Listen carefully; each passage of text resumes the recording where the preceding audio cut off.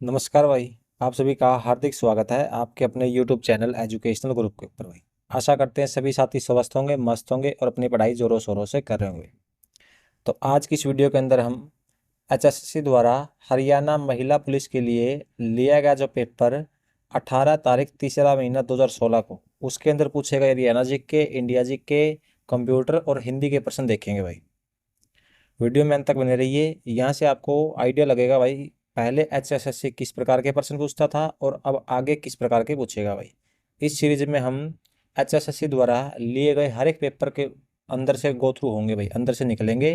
तो इसलिए इस सीरीज से जुड़ने के लिए आप हमारे चैनल को सब्सक्राइब कर सकते हैं भाई। तो चलिए वीडियो की शुरुआत करते हैं। पहला प्रश्न हमारा, 1526 में हरियाणा में किस स्थान पर बाबर और इब्राहिम लोदी के बीच प्रसिद्ध युद्ध हुआ भाई।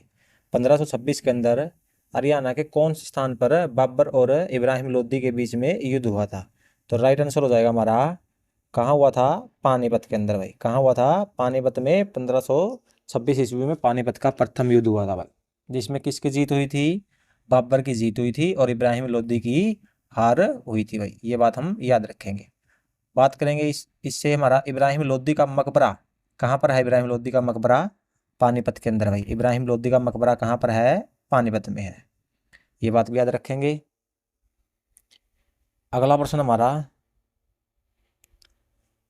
आधुनिक हरियाणा राज्य का निर्माण कब किया गया था भाई। तो आधुनिक हरियाणा राज्य का निर्माण कब हुआ था? 1 नवंबर 1966 को भाई। कब हुआ? 1 नवंबर 1966 को आधुनिक हरियाणा का निर्माण हुआ था। अगला प्रश्न हमारा, तिलियार नामक पर्यटक स्थल हरियाणा के किस जिले में स्थित है भाई। तो तिलियार नामक पर्यटक स्थल है जो हरियाणा के कौन से जिले में है। तो यहाँ पर हमारा राइट आंसर हो जाएगा और रोहतक जिले के अंतर्गत है भाई। तिलियार झील, तिलियार लेक कहाँ है? रोहतक जिले में भाई। अगला प्रश्न है, हरियाणा के प्रथम राज्यपाल कौन बनाए गए भाई। तो हरियाणा के प्रथम राज्यपाल कौन थे?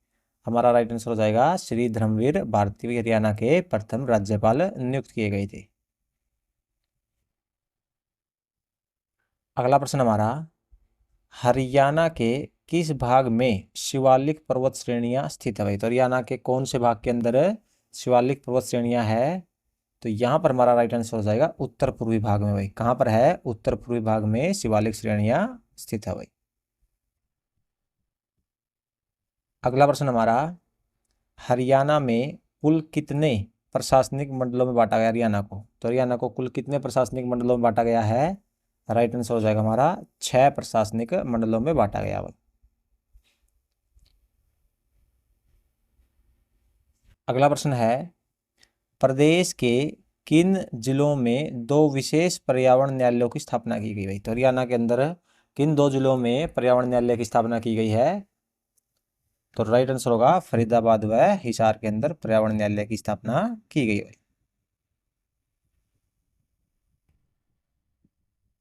अगला प्रश्न है, जिला रोहतक में निम्नलिखित में से कौन सा खनिज पदार्थ पाया जाता है। तो रोहतक जिले में कौन सा खनिज पदार्थ पाया जाता है? यहाँ पर हमारा राइट आंसर हो जाएगा चूना भाई। तो रोहतक जिले में कौन सा खनिज पदार्थ पाया जाता है? चूना। अगला प्रश्न हमारा, हरियाणा की प्रसिद्ध खिलाड़ी गीता जुत्सी किस खेल से संबंधित है भाई। तो गीता जुत्सी का संबंध हरियाणा में किस खेल से है? तो राइट आंसर होगा हमारा दौड़ से भाई। गीता जुत्सी का संबंध किस खेल से है? दौड़ से है। अगला प्रश्न हमारा, हरियाणा के प्रसिद्ध लेखक पंडित नेक्कीराम शर्मा ने भिवानी से कौन सी साप्ताहिक पत्रिका का प्रकाशन किया था भाई। तो पंडित नेक्कीराम शर्मा ने भिवानी से कौन सी पत्रिका निकाली थी? संदेश भाई। कौन सी निकाली थी? संदेश नामक पत्रिका निकाली थी। अगला प्रश्न हमारा, हरियाणा के किस जिले में प्रसिद्ध बुतेश्वर मंदिर है भाई। तो हरियाणा के कौन से जिले में प्रसिद्ध बुतेश्वर मंदिर है? यहाँ पर हमारा राइट आंसर हो जाएगा जींद जिले के अंदर। तो हरियाणा के कौन से जिले में है? जींद जिले के अंदर प्रसिद्ध बुतेश्वर मंदिर।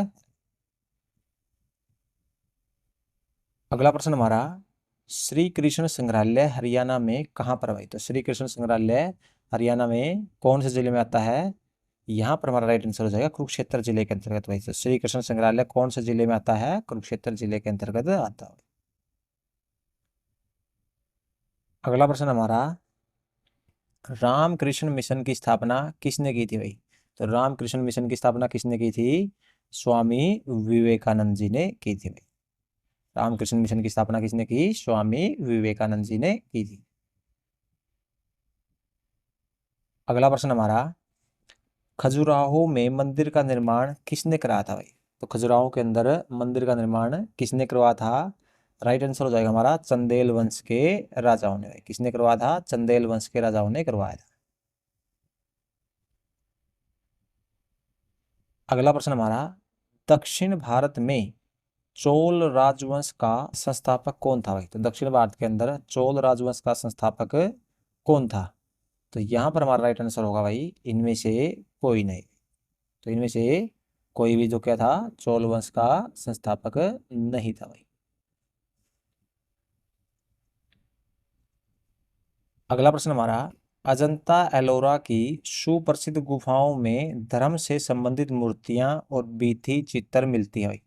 तो किस धर्म से संबंधित मिलती है अजंता और एलोरा की गुफाओं के अंदर? तो राइट आंसर हो जाएगा ये सभी भाई। तो अजंता और एलोरा गुफाओं में हिंदू धर्म, बौद्ध धर्म और जैन धर्म से संबंधित मूर्तियां और चित्र देखने को मिलते। अगला प्रश्न हमारा, टमाटर में कौन सा विटामिन पाया जाता है भाई? तो टमाटर के अंदर कौन सा विटामिन पाया जाता है? हमारा राइट आंसर हो जाएगा विटामिन सी भाई। टमाटर में कौन सा विटामिन पाया जाता है? Vitamin C. अगला प्रश्न हमारा, किस प्रक्रिया से लालटेन या लैंप की बत्ती से तेल ऊपर चढ़ता भाई? तो कौन सी प्रक्रिया है जिसमें लालटेन या लैंप की बत्ती में तेल ऊपर की ओर चढ़ता है? तो राइट आंसर हो जाएगा कोशिकताओं से भाई। किससे? कोशिकताओं से। कौन सी प्रक्रिया? वो कोशिकताओं की प्रक्रिया भाई। अगला प्रश्न हमारा, सूर्य का प्रकाश किस प्रक्रिया से पृथ्वी पर पहुंचता है भाई? तो सूर्य का प्रकाश कौन सी प्रक्रिया से पृथ्वी के ऊपर पहुंचता है? यहाँ पर हमारा राइट आंसर होगा विकिरण प्रक्रिया से भाई। कौन सी प्रक्रिया से? विकिरण प्रक्रिया से सूर्य का प्रकाश पृथ्वी पर पहुंचता है भाई। अगला प्रश्न हमारा, ध्वनि की गति सर्वाधिक होती है। ध्वनि की गति सर्वाधिक किस में होती है? तो यहाँ पर हमारा जो राइट आंसर हो जाएगा, सर्वाधिक गति किस में होती है ध्वनि की? लोहे के अंदर भाई। कहाँ होती है? लोहे में। अगला प्रश्न है, पौधे में क्लोरोफिल मुख्यतः पाया जाता है भाई। तो पौधे के अंदर क्लोरोफिल कहाँ पाया जाता है? राइट आंसर हो जाएगा हमारा पत्तियों के अंदर भाई। पौधे में क्लोरोफिल कहाँ पाया जाता है? पत्तियों में। अगला प्रश्न हमारा, राष्ट्रीय डेयरी अनुसंधान संस्थान कहाँ है? राष्ट्रीय डेयरी अनुसंधान संस्थान कहाँ है? तो राइट आंसर होगा हमारा करनाल जिले में भाई। कहाँ पर है? हरियाणा के करनाल जिले में। अगला प्रश्न हमारा, भूदान आंदोलन कब शुरू हुआ था भाई? तो भूदान आंदोलन कब शुरू हुआ था? राइट आंसर होगा अप्रैल 1951 को भाई। कब हुआ था? अप्रैल 1951 को। अगला प्रश्न हमारा, मधुमक्खियों का पालन कहलाता है। मधुमक्खियों का पालन क्या कहलाता है? राइट आंसर होगा हमारा एपीकल्चर भाई। मधुमक्खियों का पालन क्या कहलाता है? एपीकल्चर। अगला प्रश्न हमारा, निम्नलिखित में से कौन सी प्रजाति गेहूं की नहीं है भाई? तो हमें चार ऑप्शन दिए गए हैं, इनमें से कौन सी प्रजाति जो गेहूं की नहीं है? तो यहाँ पर हमारा राइट आंसर हो जाएगा क्रांति भाई। कौन सी प्रजाति? क्रांति, जो गेहूं का बीज नहीं है। अगला प्रश्न हमारा, जाफराबादी भैंस पाई जाती है। तो जाफराबादी भैंस भारत के कौन से राज्य में पाई जाती है? यहाँ पर हमारा राइट आंसर हो जाएगा गुजरात के अंदर भाई। कहाँ पाई जाती है? गुजरात राज्य में। अगला प्रश्न है, गहन पशुधन विकास परियोजना किस पंचवर्षीय परियोजना से प्रारंभ हुई? तो गहन पशुधन विकास परियोजना है, वो किस पंचवर्षीय योजना से में प्रारंभ की गई? तो राइट आंसर हो जाएगा ऑप्शन नंबर ए, तीसरी पंचवर्षीय योजना के अंदर प्रारंभ की गई थी भाई। अगला प्रश्न हमारा, पशु प्लेग जिसको हम रिंडर पेस्ट कहते हैं, वो पशु प्लेग का क्या कारण है भाई? तो पशु प्लेग फैलने का कारण क्या है? तो राइट आंसर हो जाएगा विषाणु यानी वायरस भाई। अगला प्रश्न हमारा, गाय का जीवन काल सामान्यतः कितने वर्षों का होता है? तो गाय का जीवन काल सामान्यतः कितने वर्षों का होता है? 20 से 25 साल भाई। कितने वर्षों का होता है? 20 से 25 साल। अगला प्रश्न हमारा, मूंगा रेशम का उत्पादन मुख्यतः होता है? तो मूंगा रेशम का उत्पादन मुख्यतः भारत के कौन से राज्य में होता है? यहाँ पर हमारा राइट आंसर हो जाएगा असम राज्य के अंदर भाई।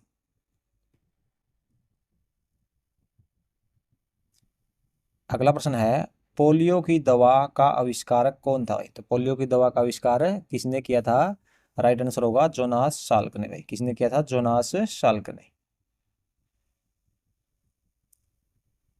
अगला प्रश्न हमारा, खाने वाला नमक है, खाने वाले नमक का फुल फॉर्म यानी नाम क्या है? तो राइट आंसर होगा हमारा सोडियम क्लोराइड भाई। खाने वाले नमक का नाम क्या है? Sodium chloride. अगला प्रश्न हमारा, मिसाइल मैन ऑफ इंडिया किसे कहा जाता है भाई? किसे मिसाइल मैन ऑफ इंडिया के नाम से भी जाना जाता है? तो राइट आंसर होगा डॉक्टर एपीजे अब्दुल कलाम भाई। किसको जाना जाता है? डॉक्टर एपीजे अब्दुल कलाम को। अगला प्रश्न हमारा, भारत परमाणु ऊर्जा आयोग का प्रथम अध्यक्ष कौन था भाई? तो भारतीय जो परमाणु ऊर्जा आयोग है उसका प्रथम अध्यक्ष कौन था? तो राइट आंसर होगा डॉक्टर एच जे भाभा भाई। कौन थे? Doctor H J Bhabha. अगला प्रश्न हमारा, राष्ट्रीय रासायनिक प्रयोगशाला कहाँ स्थित है? जो राष्ट्रीय रासायनिक प्रयोगशाला है वो कहाँ पर स्थित है? राइट आंसर होगा पुणे के अंदर भाई। कहाँ है? पुणे में। अगला प्रश्न हमारा, च वर्ग का उच्चारण मुंह के किस भाग से होता है भाई? तो च वर्ग का उच्चारण है वो मुंह के किस भाग से होता है? तो राइट आंसर हो जाएगा तालु से भाई। कहाँ से होता है? तालु भाग से। अगला प्रश्न हमारा, सही वर्तनी का चयन कीजिए भाई। तो निम्नलिखित में से सही वर्तनी का हमें चयन करना है। तो यहाँ पर जो हमारा राइट आंसर होगा वो क्या होगा? लालायित। जो सही वर्तनी है, सही शुद्ध शुद्ध रूप है हमारा लालायित।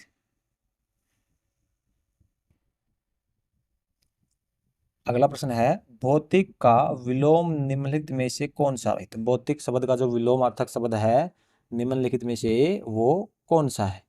तो राइट आंसर होगा आध्यात्मिक भाई। भौतिक शब्द का जो विलोमार्थक शब्द है वो है आध्यात्मिक। अगला प्रश्न हमारा, पुल्लिंग शब्द का चयन कीजिए। तो आपको 4 ऑप्शन दिए गए हैं, इनमें से जो पुल्लिंग शब्द है वो कौन सा है? तो राइट आंसर होगा यहाँ पर हमारा संविधान। कौन सा शब्द है जो पुल्लिंग है? संविधान। अगला प्रश्न हमारा, गिरीश का सही संधि विच्छेद कीजिए। गिरीश का क्या करना है? सही संधि विच्छेद करना है। तो राइट आंसर हो जाएगा हमारा गिरी प्लस में इस भाई। गिरीश, गिरी प्लस में इस। अगला प्रश्न हमारा, दोषहर्ता में प्रयुक्त प्रत्यय का चयन कीजिए भाई। तो दोषहर्ता शब्द के अंदर कौन सा प्रत्यय है ये हमें बताना है। तो राइट आंसर हो जाएगा दोषहर्ता के अंदर कौन सा प्रत्यय है? हर्ता। अगला प्रश्न है, जो थोड़ा जानता हो उसे क्या कहा जाता है? जो थोड़ा जानता उसे क्या कहा जाता है? अल्पज्ञ भाई। कम ज्ञान वाला, अल्पज्ञ। अगला प्रश्न हमारा, आधा तीतर आधा बटेर मुहावरे का अर्थ है भाई। तो आधा तीतर आधा बटेर मुहावरे का क्या अर्थ है? राइट आंसर होगा हमारा बेमेल बेढंगा होना भाई। क्या? बेमेल बेढंगा होना आधा तीतर आधा बटेर मुहावरे का अर्थ है।